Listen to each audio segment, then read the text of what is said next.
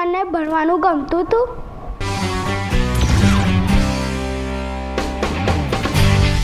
ભણવું એટલે વાંચવાનું ઓછું ગમતું પહેલાં મને. ગણિત મારો ફેવરિટ સબ્જેક્ટ. એટલે પણ અત્યારે તો હું એવું 100% કહી શકું કે ભણવું જરૂરી છે.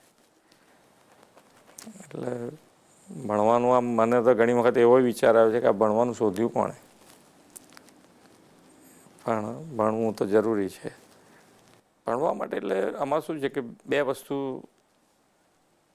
જ્યારે તમારો અભ્યાસ કાળ છે એટલે કે તમારી સ્ટુડન્ટ લાઈફ છે, તે બધી જ તમારે બીજા બધા વિચારો કર્યા કરતાં ભણવા ઉપર જ ધ્યાન કેન્દ્રિત કરવું પડે.